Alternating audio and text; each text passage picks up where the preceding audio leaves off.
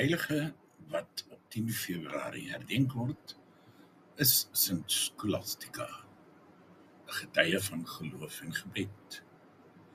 Scholastica is in Italië in 'n Christelike familie gebore. Van kleins af het sy haar lewe aan God toegewy. Sy het gekies om 'n lewe van gebed en diens te leef en het 'n gemeenskap van vroue wat volgens die reël van haar broer Benedictus se kloosters geleef het, gestig.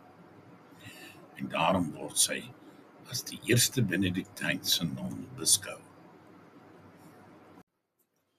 Ons weet nie veel oor haar daaglikse lewe nie, maar daar is 'n pragtige verhaal wat ons 'n aanduiding gee van wie sy was.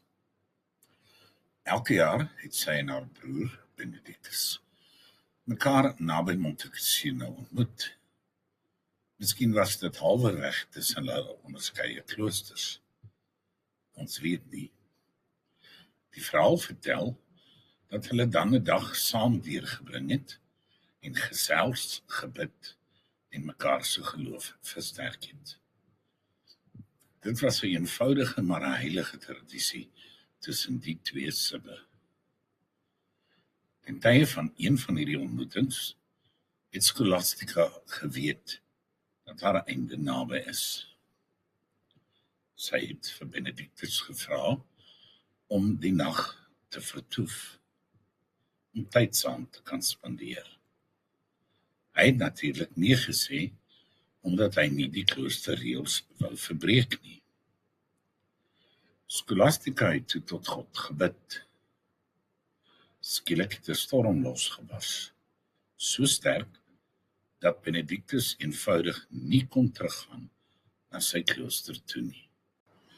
Nou, omdat beide die broer en suster mense van diep geloof en gebed was, het Benedictus dadelik gevra, "Wat het jy gedoen?"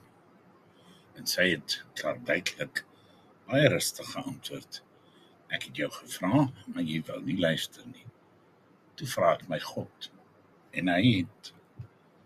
Kyk net, haar gebed was sterker as enige reël of beplanning. Benedictus het toe nie 'n kans gehad en 'n keuse gehad as om die nag in sy suster se geselskap deur te bring nie. 3 dae later het Benedictus, wat terug by sy klooster was, in sy sel gebid en 'n visioen gesien. Hy het gesien hoe sy suster se siel soos 'n duif na die hemel opstyg. Hy het haar liggaam na sy klooster laat bring en sy is begrawe in die graf wat hy vir homself voorberei het.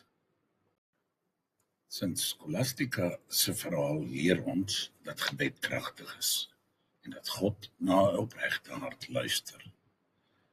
Sy wys vir ons dat liefde en geloof sterker is as enige reël en dat 'n eenvoudige gebed 'n storm kan meebring wat mense by mekaar hou.